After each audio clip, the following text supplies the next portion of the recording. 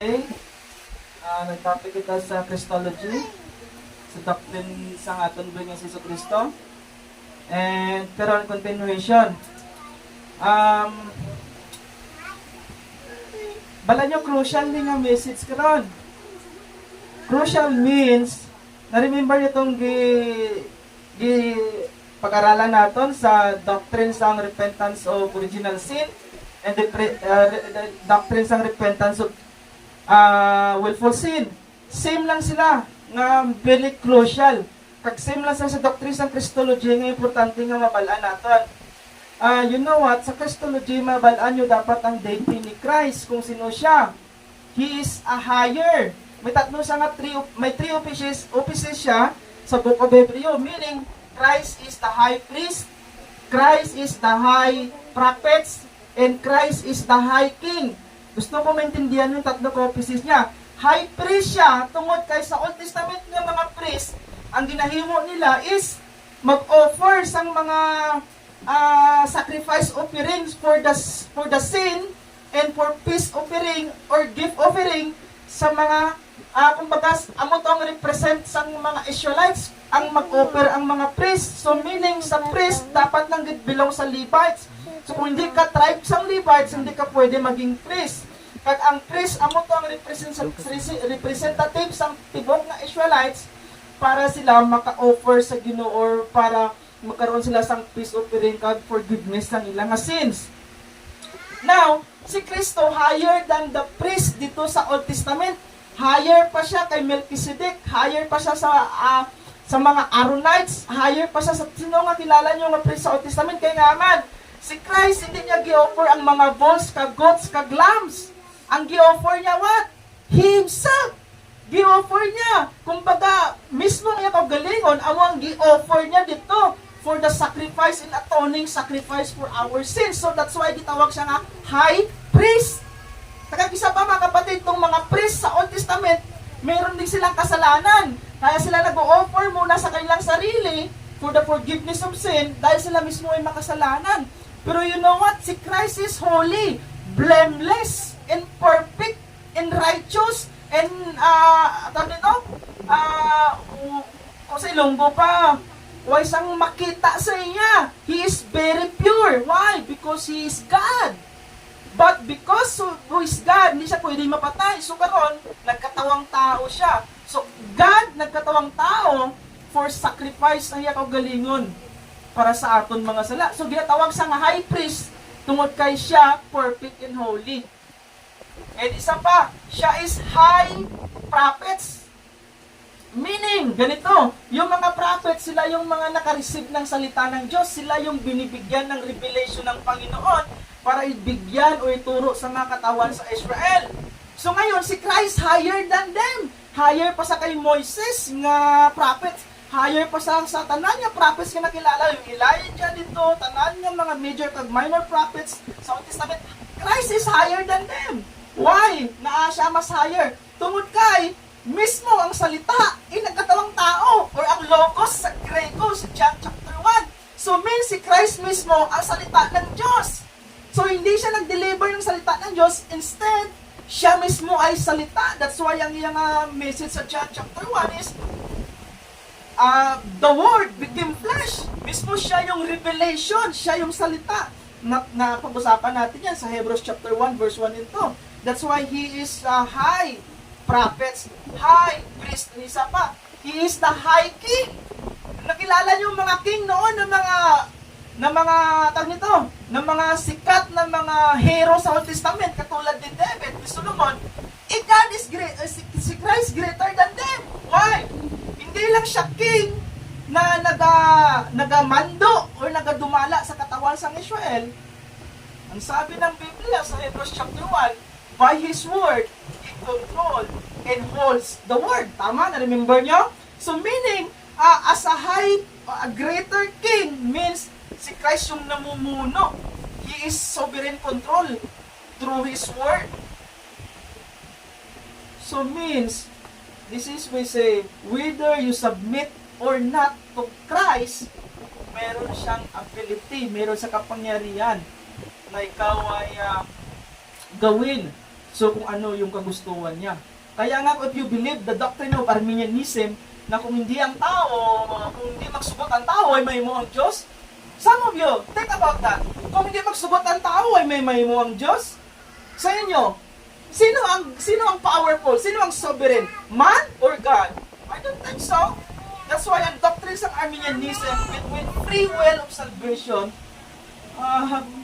prohibited or contrary sa New Testament scripture na message ni Apostle Paul labay na sa book of Romans chapter 9. Kaya mo mga kapatid, whether you submit or not to God, or whether you accept it or not, or whether you make Him Lord and Savior, to Christ, to Jesus ba, who is sovereign control and have powerful God, ang ba nila, make Jesus your Lord and Savior? I don't think so. You don't make Him Lord and Savior. Why? Because whether you don't make Him Lord and Savior or you make Him Lord and Savior, He is already what? Lord and Savior.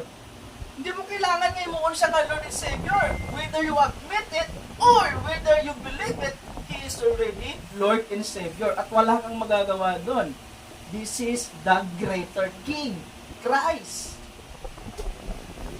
Dapat yung maintindihan ng Christology. Kasi maraming mga churches na nagtuturo ng maling katuruan ng Biblia. Kahit marami sila or marami yung church or kahit malaki yung church, yung pagtuturo, italiwas sa scripture, eh lahat po yun papuntang astray. Lahat po yun ay kukondem sa mga uling araw. Kaya kahit maliit lang tayo, importante maintindihan nyo ang importante ng doktrina na patungkol kay Jesucristo. That's why He is not only, why greater than prophets? Why greater than angels? Why greater king? Why greater priest? Why? Because Christ is not only a man. He is a what? Yeah, God. Now, patungkol sa verse 14, dito tayo nagtapos. Sabi ko nga sa inyo, i-expound ko to.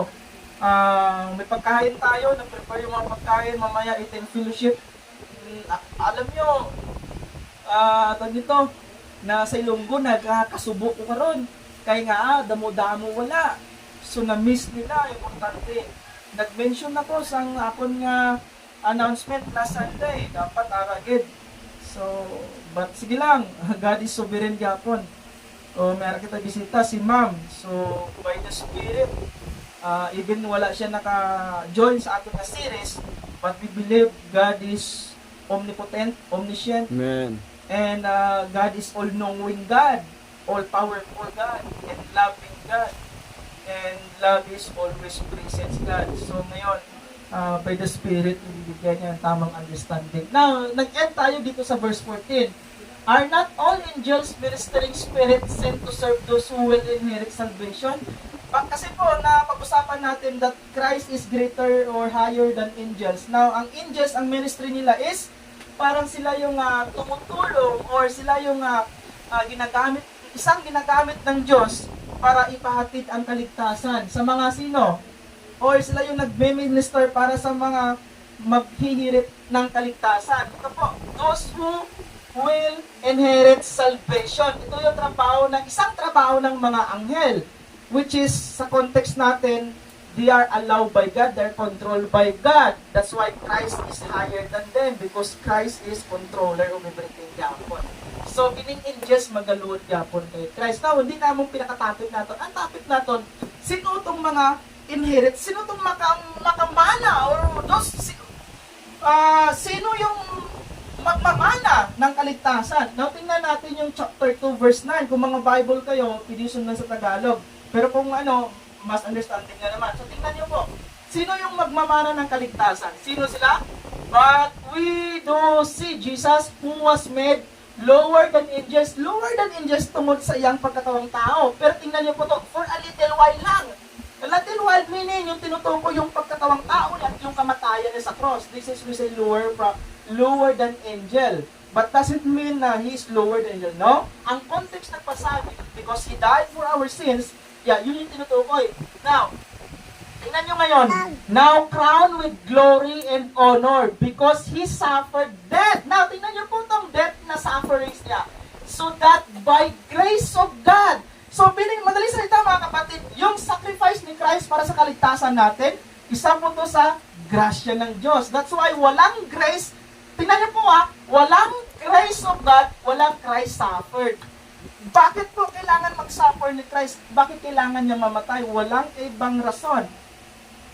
For the forgiveness of our sin, and for the reconciliation of men to God, and for the salvation, and for justification. Tanan po ng mga benepisyo sa Ephesians 1 na may receive natin, 5 important na blessing na na-receive natin. Bakit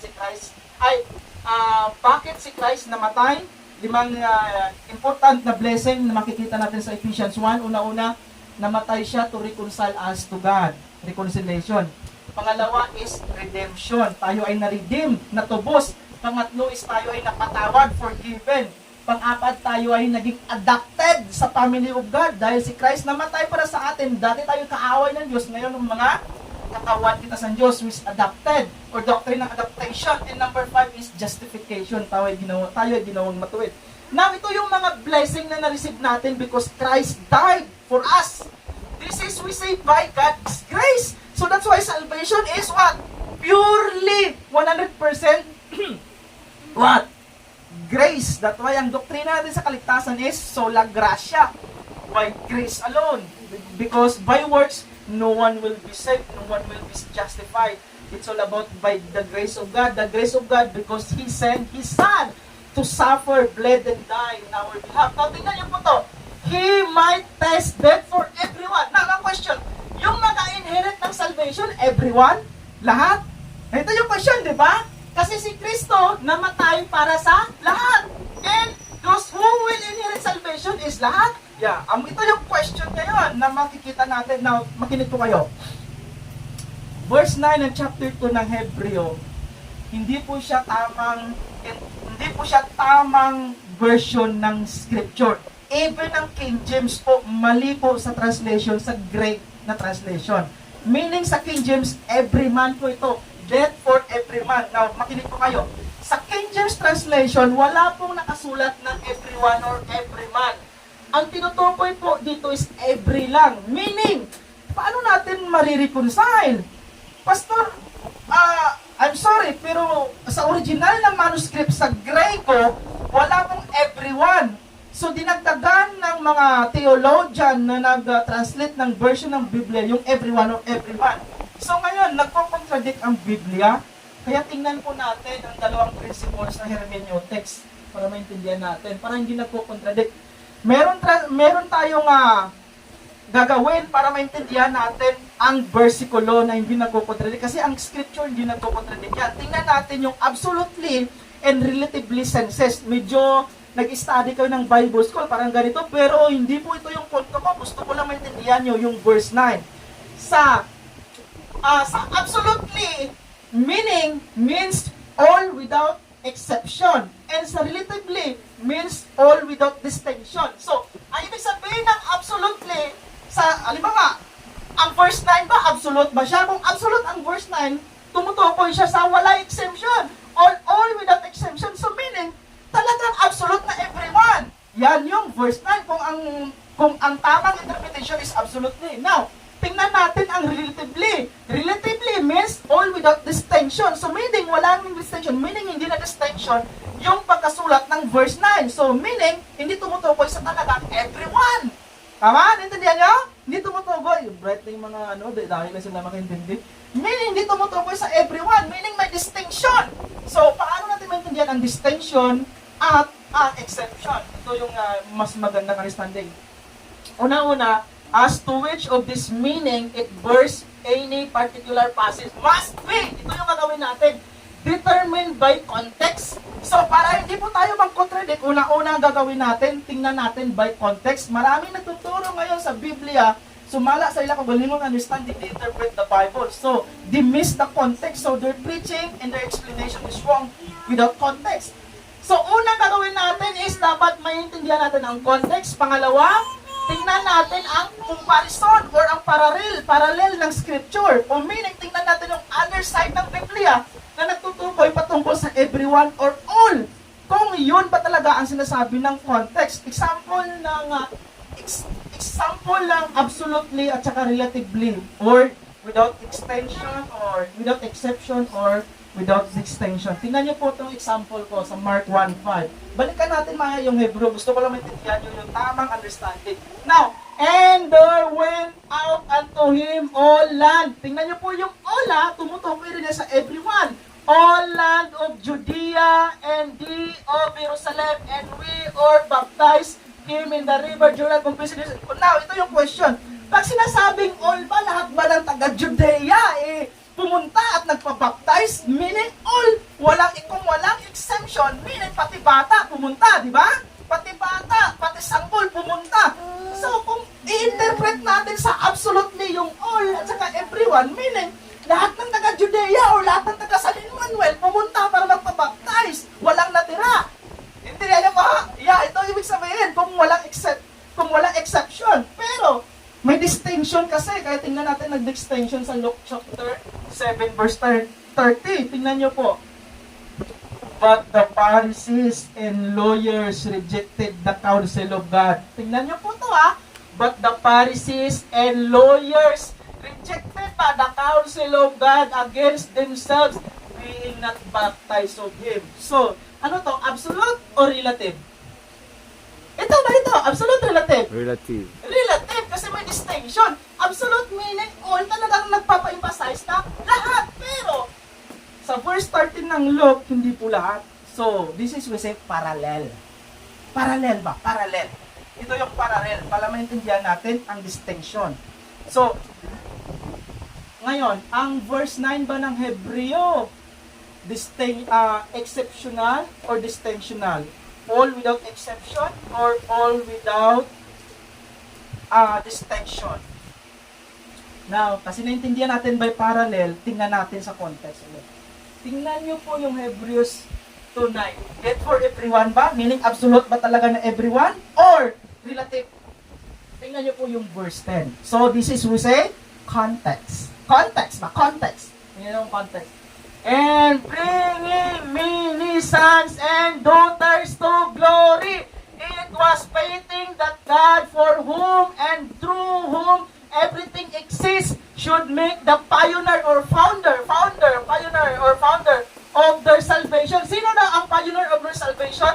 Perfect through what is suffer. Sino to sila? Yeah, those sons and daughters. So, sa madaling salita, and context, yung everyone sa verse 9 tumutukoy sa distinction. Ang everyone tumutukoy sa sons and daughters. Hindi tumutukoy sa lahat, mga kapatid. This is context. Naintindihan niyo? Context. So, importante ang context. So, yung context ng everyone, kahit wala yun sa original na manuscript, o sige, tingnan natin nandoon na lang, pero by context, hindi po siya tumutukoy sa lahat. Ang everyone doon is what? Many sons and daughters. So, ministering the angel who inherit salvation, not everyone. Those many sons and daughters. That's why ang King James Bible translation sa verse 14, tingnan nyo. Tingnan nyo ang King James Bible sa verse 14. Are they not all ministering spirits sent forth to minister for them? Who shall be? Hindi inherit, at saka hindi home, shall ang ginamit. Meaning, yung mga makareceive ng kaligtasan, sila yung tagapagmana. Tingnan nyo, who shall be ears for salvation, tagapagmana. So, means, may pipila lang na makareceive ng salvation. Sino sila? Those ears. Ears. King James translation, mas guwapo, I think. Pero, hindi ko dogmatic sa isang translation. That's why, study other translation. So, ang King James translation, sumpay sa distinction nga, with all without distinction. Means relatively, hindi siya absolute. Mas gwapo King James. So, sino yung maka-inherit ng salvation? Sino yung everyone? Yeah. Those who? Brothers and sisters. Amen. Tingnan po natin, inherit salvation or heirs, death for everyone. Who shall inherit salvation? O sino tong heirs na makareceive ng salvation? And sino yung everyone who shall hear salvation? Sino sila? Now ngayon, natingnan natin yung context ng verse 9 and 10. Tingnan pa rin natin tibuok na chapter ng Hebreo para hindi kayo masyak na, Pastor, parang dyan lang naman yan. Tingnan natin. Tingnan natin yung buong Hebreo kung sino sila talaga. Pero nakita natin kanina na Sila yung brothers and sisters ni Christ. Sila yung everyone. Pero tingnan pa natin sa parallel ng scripture kung sino sila. Balikan natin ang chapter 9 verse 15. For this reason, Christ is the mediator of a new covenant, that those who are called may receive the promise. Same lang sa verse 14 ng chapter 1. Those who inherit salvation, inheritance din yun. Sino sila? Those who are called, yung mga tinawag. Now, ang question, Pastor, sino yung mga tinawag? Tingnan natin ang Romans chapter 8, kung sino yung mga tinawag. And those whom predestined, what? He called! Eh, sino yung tinawag? Those who predestined. Now, ito yung doctrine na God's sovereignty choice. God's sovereign choice before the foundation. Sa madaling salita, sino sila? Sino sila? Mga elect. Clear ba? Predestined. Predestined means, tingnan nyo po yan. Predestined means, this is the foreknowledge of God according to the counsel of His will before the past.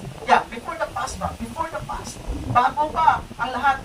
According sa foreknowledge of God ba? He predestined whom He called. Mahirap i-admit ang scripture, pero don't worry. Scripture by scripture, hindi din natin mamaya. Now, yung tinawag niya, sila pala ay nakapredestined na para tawagin. Pastor, napaka-unfair naman yun. In Romans chapter 9, who are you, man? Who are you, man? Isang Romans chapter 9, sino kita nga mag-question sa Diyos? Original ito po, walang dapat maligtas. Tandaan nyo walang dapat maligtas. Kasi sinabi ng Ephesians 2, chapter 2, verse 3, we are children of wrath. Alam niyo po yon? Anak tayo ng, alam niyo yung wrath sa Tagalog? Sa Ilonggo, kaakig sa Diyos. Puot. Puot, anak tayo. Napuot ng Diyos. So, Ephesians 2, verse 3, sabi ng Biblia. And tingnan niyo yung verse 1. Ano sinabi ng verse 1? We were dead and all trespasses in sin. Doon ikaw pate? Sino may Biblia? Sige daw. Kabilang niyo daw Ephesians 2:1. Sige daw. Walang maliligtas. Sa totoo lang, walang maliligtas. Walang maliligtas talaga kung titingnan natin. Kaya ang salvation, grace. Tingnan niyo po Ephesians 1. Verse 1 and 2 and 3 ng chapter 2. Tingnan niyo daw. RBS sana to na klasiko, pero walang RBS. Kaya sa sermon na lang. Okay, pila ng, dalion ko dali lang na eh. Sige, Ephesians 2:1. Sige daw, sino may mga Biblia? Sino pwede mabasa?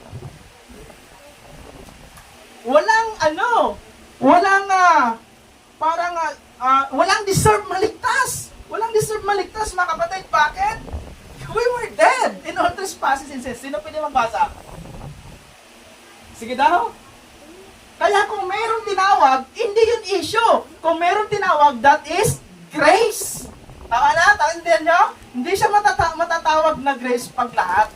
Grace means according to His choice. Because all dead and trespasses in sin. And we walk accordance to the control of the evil one in this world. That's why we are children of wrath.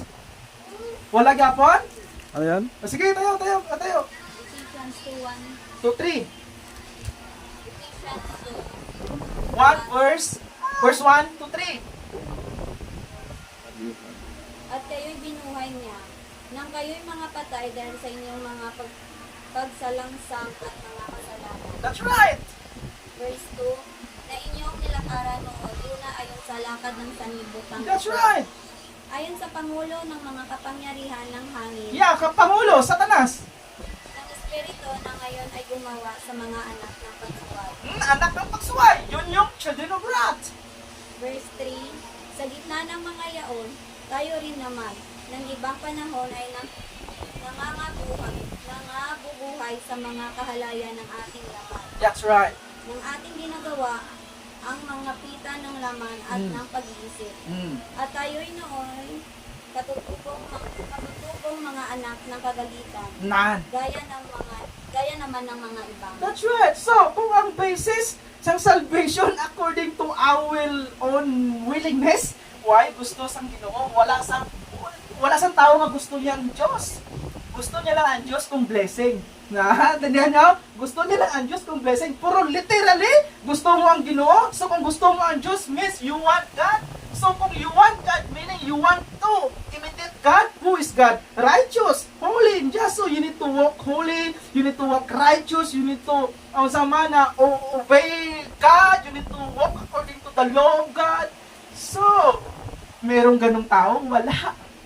Kasi ang gusto niya lang sa Diyos, kung i-bless siya ng Panginoon, ito yung halos Christianity ngayon. Kaya kung titingnan natin, walang deserve maligtas at walang maligtas. Kung meron mang maligtas, ito sila. Those who predestined and He also called. Itong predestined, mabuting tao ba to? O masama? Masama rin sila. Kaya nga lahat ay nagkasala. Romans 3:10 and Romans 3:23. Pero, according sa kanyang grace, grace, He predestined o called. That is, we say, grace. Grace. Sila rin, ako rin, kayo rin. No, kayo rin makasalanan, ako rin makasalanan. Pero bakit kayo nandito? Dahil you are called by God. Balikan natin ang Hebrew 2. Sino yung everyone? Brothers and sisters. Pangalawa, those who are called. Now, tingnan nyo po. And again, I will put my trust in Him. And again, He says, in Him, Christ. Here am I. Here am I. Jesus ba? Here am I. And the children God has given me. Sino yung everyone sa Hebrew? The children of God. Given to Christ. Mas gwapo, I think, ang Matthew. Karon, He says, I will declare your name. Lord, your name. Si Jesus ba? He says, I will declare your name to my brothers. Yeah, to my brothers and sisters. Yung everyone to my brothers and sisters. Verse 12. Context ng verse 13. And assembly I will sing your praise. Context, importante. Parallel, importante. Tingnan nyo yung Matthew 11:27. Para hindi kayo masasabi nga, ano yun? Parang ang Ginoo unfair, no? Tingnan nyo po. All things have been handed over to me, si Christ ba? My Father, and no one knows the Son except the Father, and no one knows the Father except the Son, and anyone to whom the Son chooses to reveal Him. Sino yung gustong ipakilala ni Kristo ang Diyos sa Kanya? Sino sila? Those who He chose. Yeah, He chose, no? Tingnan niyo po, the Son and anyone to whom the Son chooses to reveal Him. So, means ipakilala ng Diyos, ni Kristo ang Diyos sa kung sino yung pinili niya. Yeah.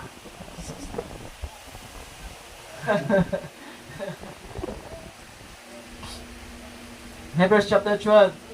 Balikan natin. Endure hardship. Sino sila? Hebrews 12 ba? Sino sila? Endure hardship.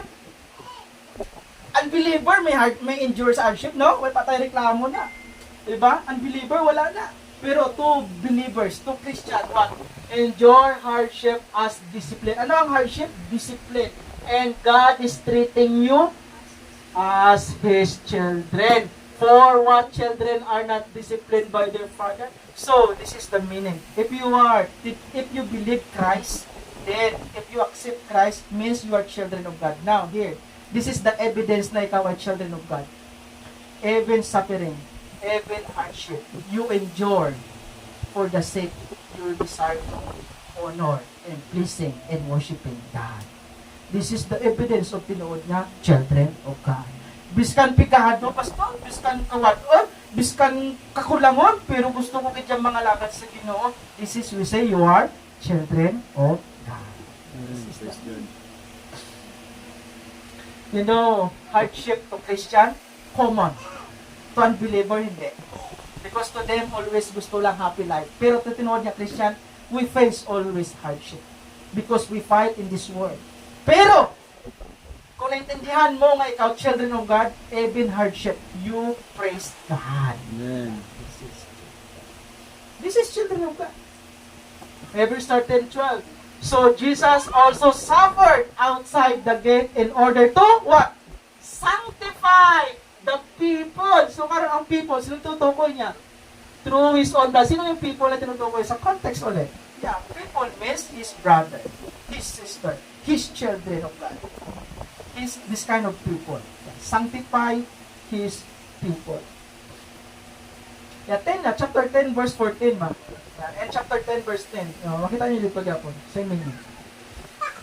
And verse 2, verse 17, therefore he had to be made what? Made like everyone?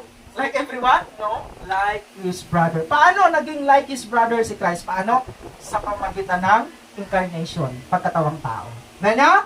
So, sino yung nag-imitate kay Christ during sa ganito ba? Si Christ nagpakita ng kanyang pagka-perfect man sa panahon niya. So, as mga believers ni Jesucristo, we imitate Christ, not become perfect, but because we are children of God, we desire to imitate Christ sa kalibutan. Kung paano niya ituman ng Ginoo, kung paano siya naging obedience, kung paano siya naging faithful, kung paano niya gi-endure tanan suffering, hardship, even death dito. Yeah. So, sino sila yung therefore, he had to be made like his brother. Yeah, like his brothers means children of God. Yeah, children of God. Not everyone here, not everyone. His brothers. Yeah, his brothers. And every respect ba? And every respect, so that he might become a merciful and faithful. Yeah, what I'm talking, high priest in the service of God to make what? Sino yung brothers niya? Yeah, propitiation for the sins of the people. Sino yung people? Yeah, his brothers. So, balikan natin. Sino yung people sanctified? Yeah, his brothers. Chapter 3, verse 1. Sino yung brothers niya ulit? Pastor, ako nagasimbagit ko ya. Ako ang brothers ni Christ ya. Kaya nagasimbagit ko ka. Nabasa ko Bible, Pastor. Pareho kay Kristo yapon. Ginatudluan niya ang mga bata. Gina-accept niya ang mga widow, mga lay women, poor men. Pras kinang karakter ko kay Christ, Pastor. So, Pastor, mga pareho ko ako siguro ang brothers ni Christ. Kala ko ang children of God. Pero Pastor, hindi ko kayo maiwasan. Gid na. Gusto ko gid ang kwan. Ano ni? Gusto ko dabi po yung tema ano pa, mag-join sa mga online games. Gusto ko abi dito, tamad ko mabasa Biblia, pero ano ko gid pastor nga, na maging brother ko ni Christ, puro tamad ko mabasa Biblia, pero kung online games pastor, malingaw ko, pero mabasa Biblia, hallelujah. Pero sino ang holy ya? Sino ang brothers niya? Ya? Therefore, holy brothers and sisters, who share in heavenly calling. So, yung mga predestined homie called, sila yung heavenly calling. At sino sila? Those his brothers and sisters. Sino yung brothers and sisters ya? Nya? Holy. Holy. You know, ang being holy is natawag ito sa unang-unang doktrina ng sanctification. This is with definite sanctification. Meaning, if you believe in Christ, if you belong to the family of God, automatically, you are holy sa sight ng Panginoon because ang holiness ni Christ na i-put sa'yo nung ikaw ay nanampalataya. So automatically, your identity is holy na. Pero because wala ka pa sa langit, yung pag-fight pa sa flesh mo, dito ka pa sa iyong sinful body, even you are holy sa identity, pero in this world ba, you live, you are not totally holy. Yung record ba, dito sa langit ba, ang record mo, holy na. Tungod kay si Christ, nag-justify, kag nag-perfect sang holiness niya sa imo. So, nung ikaw ay nanampalataya, automatically na-impute yun sa'yo, na-receive mo yun. So, yung identity mo as sinners, no, you are holy person na. Pero dahil wala ka pa doon sa langit, still, you are not totally holy pa in this world. Gets na? Yeah. So, that's why you fight pa against your sin. So, if you pretend you are holy brothers ni Christ, then, walay fight against your sinful desire, sinful body, I don't think so you are brothers and sisters ni Christ.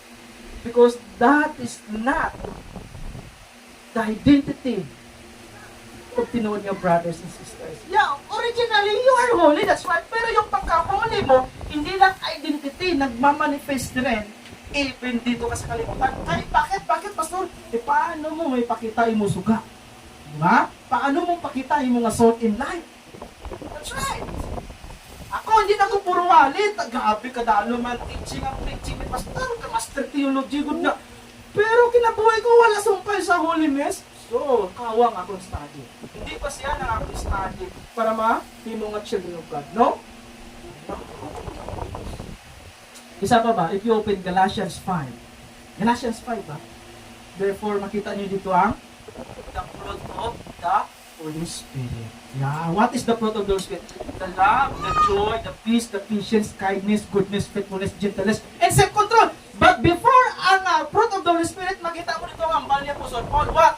You need to walk by the Spirit or live by the Spirit. So, live by the Spirit or walk by the Spirit, this is sumpay sa holiness life. Chapter 5, verse 9. And being made, ito yung gusto ko maintindihan nyo ha. And being made, He became the source of eternal salvation. Sino na ang source ng eternal salvation na to? Si Christ. Now, tingnan nyo po to ha. Nagko-contradict din po ba ang Biblia sa Hebreo? Kasi ito, meaning, para maging anak ka ng Diyos, kailangan mo, what? Obey! So, salvation by works, obedience, not by grace, not by faith. You know, here ba? Listen to me. Pakinggan niyo po to. And being made perfect, He became the source of eternal salvation to all who obey Him. May salvation by obedience? No. Obey Him. This is, we say what? Kaya importante ang study talaga ng deep theology.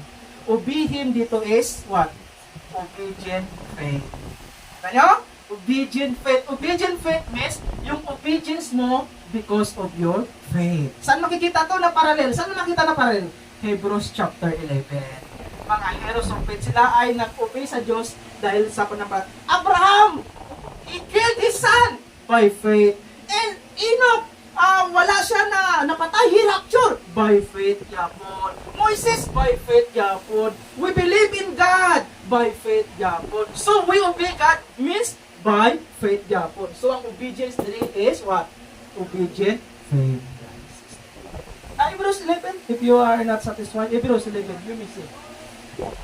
So, sino ang children, sino ang everyone? Karon, simplify, mas gwapo. Mas gwapo karon. So, Christ having been offered once to bear the sins of many. Pastor, hindi magalitanan maluwas tong mga predestined, tong mga called lang. Pero doesn't mean niya gamay. Ha? Hindi tanan maluwas, tama. Pero hindi ibig sabihin niya, hindi tanan maluwas, gamay lang maluwas, no? Mini po, kaya kahit kapitbahay niyong maligtas yun, wali lang. Di ba? Ano man namin kay, ako lang guro maluwas, hindi sila. So, abayin na lang to. No! Mini po. Hindi po talaga lahat maligtas. Pero hindi sinabing maliit, mini. Verse, the sins of many will appear a second time, not to death. The second coming, not to deal with sin, but to save those who are, sino tong many? Sino ang many? Eagerly waiting for Him. Ibig sabihin, hindi talaga lahat naghihintay sa second coming. Sino lang sila? Yung mga called, yung mga children. Pero doesn't mean konti, hindi sila. Kaya marami tayong maliligtas. Amen? Kaya bantala niyo yung Ebanghelyo. Kahit sa mga chismosa yung kapitbahay, ibalik mo bilita. Chismis nyo si Christ. Okay? Asis na Francis, hindi ka malawas kung hindi ka magtuo kay Kristo, kung hindi ka magdawat sa iya. Kung totoo ka nagdawat sa iya, italigtan mo na sa lamo mo. Sis, okay kayo share ko sa Facebook. O, diba? Okay. Okay, balik tayo mga kapatid. Lapit na. To the General Assembly in Church of the Firstborn. Yeah, firstborn, hindi pa ito huli lang. Firstborn, which are what? Writing in heaven. Sino ang firstborn? Si Christ ang firstborn. Pero, firstborn ka lang kapon. Ikaw ay nagto kay Christ. Tinatawag kayo ng mga firstborn. Ang firstborn na theological na word is nasa Old Testament, which is firstborn, sumpay sa first fruit niya. So, ang first fruit sa Old Testament, i-offer mo ang first harvest mo. At isa pa, hindi lang harvest, even ang firstborn sang imong asan nga baka, kanding. Ano nga firstborn mo, i-offer mo sa Ginoo? Sa Old Testament law, sa Levites, sa Leviticus. Now, isa pa nga kailangan mo i-offer ang firstborn mo nga son. Una, pastor, i-offer ko nga ako nga firstborn nga son. Of course, i-offer mo. Pero hindi mo siya i-offer niya tatlo dito sa altar. Firstborn mo nga son, i-offer mo means i-redeem mo siya sa firstborn gyapon nga lamb. Kung nagpata ka mo karon sang firstborn nyo, kung ara pa ka mo sa law, kung firstborn nyo nga san, i-offer nyo sa Ginoo. So, hindi mo siya i-offer nga pati yun. I-offer mo siya means, i-redeem mo siya sa firstborn nga sapat. Amo niya kailangan nila may practice dito. Tungkol kahit hindi siya remembrance ng pagpatay, sang anghel, sa mga firstborn sa Egypt. Now karon kita mga firstborn for kita. Kay nga man si Christ nga aton nga head firstborn. So kung magtuo ka sa iya, belong ka sa firstborn. So if you are belong sa firstborn, you are brothers and sisters ni Christ ka, you are children of God. Dahil itong firstborn nga, pastor, alos bata niya, tanan, ano? Tanan magulang? Hindi. Okay. And to God, the judge of all, and to the spirit of just and men and perfect. Now here, who shall is or in the salvation, and who is everyone shall hear salvation? Una-una na studian natin, those who are called. That's right. And sino tong those who are called? Children of God. And ang sa children of God, many brothers ka po dito. And sino nga many brothers? Holy brothers and sisters ka po. And God's people. This is people of God. And obedient faith dito. And many who wait for firstborn for church name written in heaven. Alam nyo, yung sinasabi nila pag magtuka, pag magluwas ka, ang pangalan mo nabutang sa langit sa Inferno, dito sa Book of Life. Pag tuwo mo kay Kristo, automatically nabutang ang iyong pangalan sa Book of Life. No? Ang tanan nga naluwas naka-record ng nila pangalan sa Book of Life. Ito nga po, naka-record na po sa Book of Life. Kaya ka nagtuo kasi yung pangalan mo already recorded sa Book of Life. Pero, nakapapanahon, depende sa Diyos kung saan o kanya tawgon, saan o kanya luwason. Pero, ang salvation, that's why, ano pong makikita natin dito mga kapatid? Ano pong makita natin? Sana, those who are called, those truly children of God, those who are God's people, what? Ito yung makapa-strength sa atin. Those who are God's people, those who are children of God, what? Ang ilang salvation, never lost. Dapat nyo po maintindihan.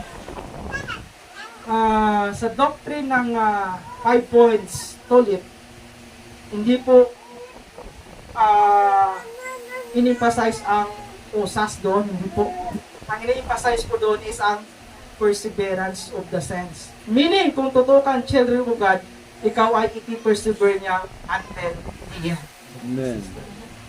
So, this kind of teaching, how to strengthen our faith, Pastor, theology lang mga tanong, Pastor, paano kami nabalan, pero paano kami na-challenge, Pastor? Paano kami nag-asig sa aming pagtuo? Yan, ang isa lang po silingon.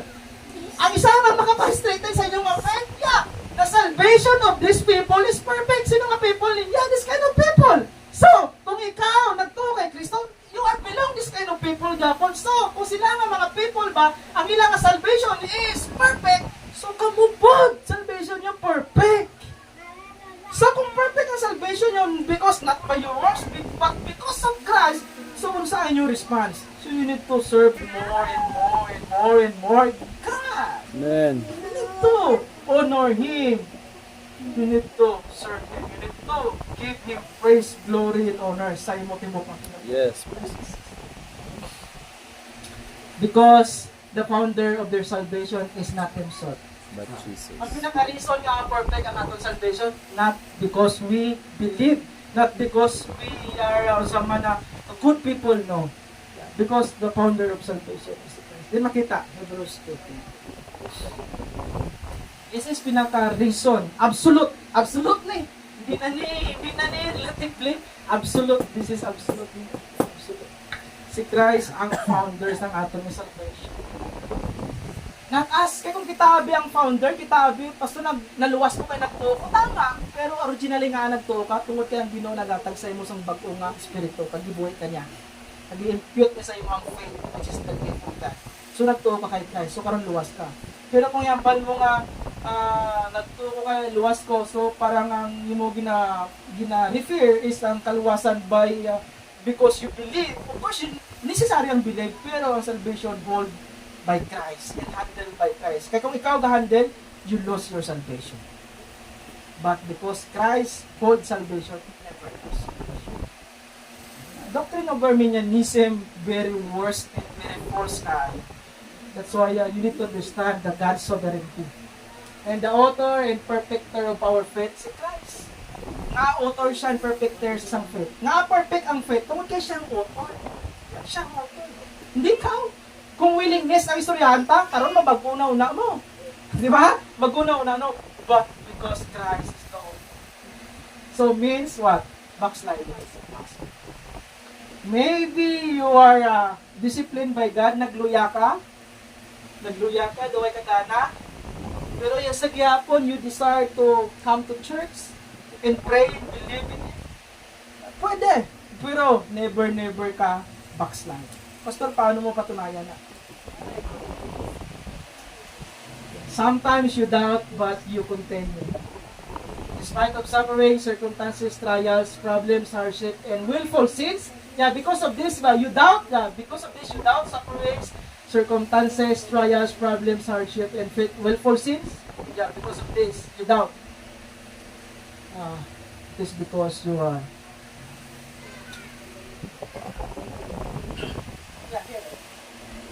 Sometimes you doubt, but you continue. Ibig sabihin, what? Because you are truly children. Even sufferings, trials dito, pero you never give up. Why? Because you're truly children of God. Amen? Yeah. Because you're truly children of God. Iskando, do sa rumpaan, nagitani, boy, do ka namin nagitani, mang, basta do namin nagitani nga magpariyo ko sa negosyante, sa mga, negosyante nga, way kadlok sa Ginoo, nga ilang negosyo, way kadlok sa Ginoo, do ka namin, pasto do, hindi ko makaya kayo ito, kinakwa na ako sinasin. Because you're children of God. There is conviction dito. Doon ka namin, naging basta sumpakon pa ka nagbahay ko, pero basta hinapunggan with, because you are children of God, ba? Yeah. Doon ka namin, naging hiyaboy siya, pastor, ang spaghetti nga, paano sing hiyapay ka, pero pastor, sige na lang, ba? Diba? This is the meaning. Why nahambal ko nga backslide is impossible? Because salvation handled by Christ, controlled by Christ. So, isa ka verse ba? Here, look at this verse.